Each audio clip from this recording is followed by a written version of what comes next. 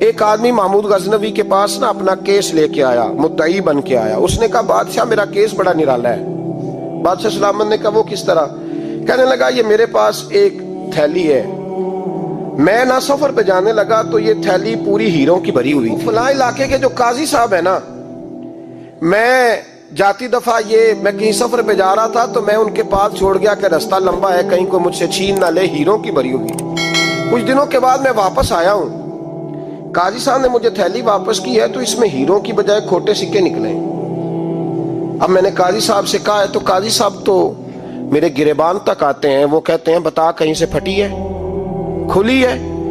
وہ جس طرح ٹانکے لگا کے تو نے سی تھی اسی طرح لگے ہوئے ہیں کہ نہیں؟ تو حضور لگے بھی بالکل اسی طرح ہے، نہ پھٹی ہے نہ کھلی ہے. اب میں لٹ گیا ہوں، میری کل عمر کی کمائی ضائع ہو گئی، کھوٹے سکے کہاں اور ہیرے کہاں؟ تو مہربانی کریں. اور آپ کی بارگاہ میں اللہ رسول کے نام پر حلف دیتا ہوں کہ میں ہوں بالکل سچا. محمود غزنوی کہنے لگے تو جا، تھیلی چھوڑ جا، اور جب میں تجھے بلاؤں گا پھر دوبارہ آنا.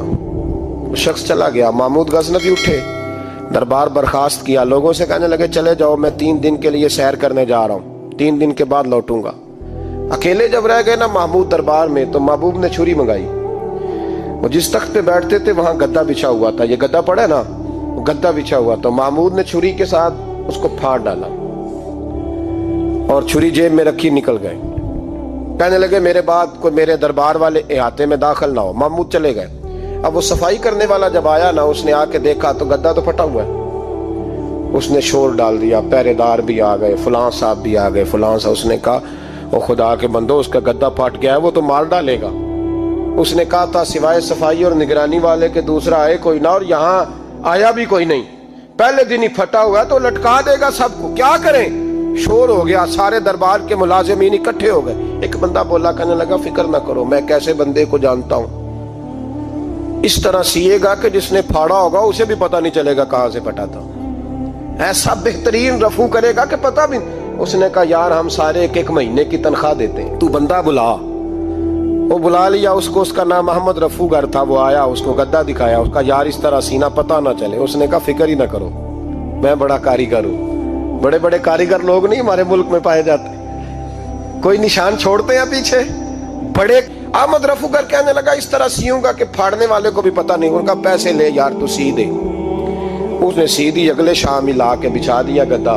تیسرے دن بادشاہ سلامت آئے، آ کے پہلی نظر گدے پہ ڈالی. اس نے بلایا سب ملازمین کو، کہا کس نے سیا ہے؟ کہا جناب کیا ہوا؟ کہا یہ پھٹا ہوا تھا. کس نے؟ کہا نہیں پھٹا ہی نہیں. وہ کہنے لگے بنو بات، میں خود پھاڑ کے گیا تھا. تو بتاؤ صحیح سیا کس نے ہے؟ کہا جناب آپ پھاڑ کے گئے تھے تو بتایا کیوں نہیں؟ فرمانے لگے اسی لیے تو بتایا نہیں تھا کہ تم خود تحقیق کر لو. بلاؤ بتاؤ سیا کس نے. تو بلا لیا، احمد رفو گر آ گیا. اس کو جب بلا کے سامنے بادشاہ کھڑا کیا، کہا بھئی تو نے سیا ہے؟ کہنے لگا حضور آپ کے سارے ملازم کٹھے ہو کے آئے تھے، میری غلطی کوئی نہیں. کہا نہیں یار تو بڑا کاریگر ہے، میں نے اپنے ہاتھ سے پھاڑا تھا پر مجھے بھی نہیں پتا چل رہا کہاں سے پھٹا تھا. اچھا یہ بتا یہ تھیلی جو ہے یہ بھی تو نے سی تھی؟ اس نے کہا جی آپ کے خادم کا ہی کارنامہ ہے، وہ فلانے علاقے کے قاضی صاحب آئے تھے، اس میں سے ہیرے نکال کے تو کھوٹے سکے بھرے تھے، تو مجھے بھی تھوڑا سا حصہ ملا تھا. محمود نے سارے گواہ بھی اکٹھے کر لیے، ثبوت بھی اکٹھے کر لیے. پھر قاضی کو بلایا، پہلے سارے ثبوت اور گواہ کیس حل کر لیا. پھر ہمارے ہاں یہ حال ہوتا ہے کہ مدعی 2-3 ہفتے کے بعد خود ہی ہاتھ باندھ جاتا ہے، کہنا تسی میری جان چھڈو، مجرم پھڑو پاوے نہ پڑھو. وہ کہتا ہے مجھے معافی دو، میں رہا. ظلم ہے نا، ظلم زیادتی ہے کہ جو بیچارہ اتنے سوال مجرم سے نہیں ہوتے جتنے مدعی سے ہوتے. آپ یقین کریں اتنے سوالات ہوتے. سارے ثبوت اکٹھے کر کے قاضی صاحب کو بلایا، تنہائی میں لے جا کے.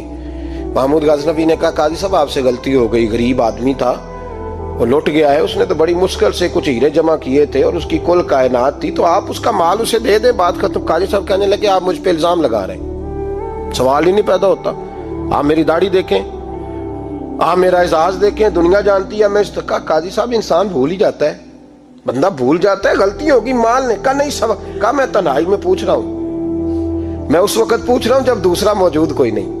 آج توبہ کر لے، میں کچھ نہیں کہوں گا، تو میری زبان پہ اعتبار کر، تجھے پتا ہے میں جو کہتا ہوں اس پہ عمل بھی کرتا ہوں، باز آ جا. پر قاضی نے کہا نہیں میری غلطی کوئی نہیں، महमूद ने फिर बड़े दरबार में बुला लिया।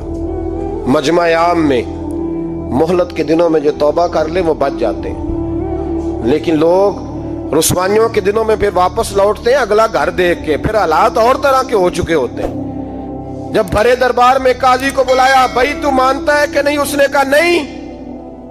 तो कहा बुलाओ अहमद रफूगर को। जब अहमद रफूगर आया तो बूढ़े काजी की टांगे कांपने लगी, जुमले टूटने लगे, लफ्ज जमीन पर गिरने लगे, बात सही नहीं होती, जुबान लड़खड़ाने लगी। महमूद कहने लगे, काजी मैंने तुझे कहा था वहां मान जा बात, अब बड़े दरबार में बोल। तो जब काजी साहब की गर्दन खुद ब खुद झुक गई तो दुनिया समझ गई। कहा निकल जा मेरे दरबार से। महमूद बोले निकल जा, इतनी तुझे इज्जत दी, इतनी बड़ी तनख्वाह दी, काजी बनाया, और ये थोड़ी सी रकम के लिए, थोड़ी सी रकम के लिए तो बददियानत हो गया, चल चला जा, निकल। काजी दरबार से निकला तो लोग लानतें बरसाने लगे। कल जो दुकानें छोड़ के सलूट करने आते थे वो कहने लगे इसकी उम्र देखो, इसके काम देखो, देखो इसने क्या किया। घर गया, बच्चे जिनके लिए पाप कमाया था, जिन्ना ली तू पाप कमाए हुन किथे नहीं हो तेरे घर दे। वो बच्चे कहने लगे अब्बा जी हम तो स्कूल मदरसा जाने के काबिल नहीं रहे, उम्मीद थी कि बीवी साथ देगी।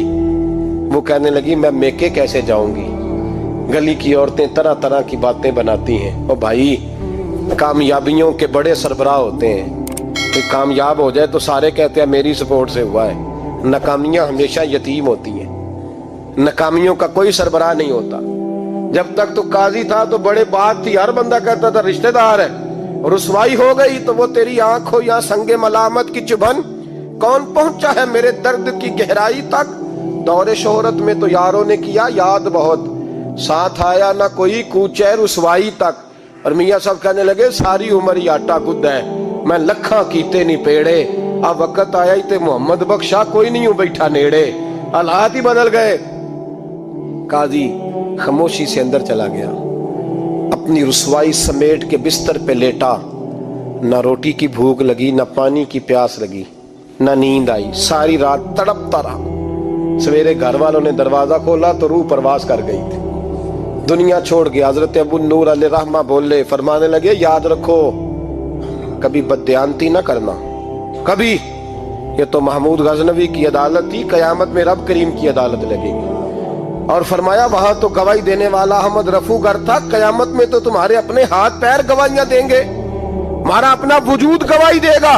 और फरमाया यहाँ तो लानते दुनियादार बरसाते थे, वहां फरिश्ते होंगे। और काजी को तो मौत आ गई थी, कयामत में तो दोबारा मौत भी कोई नहीं आएगी, वहां तो रहना है और सहना है।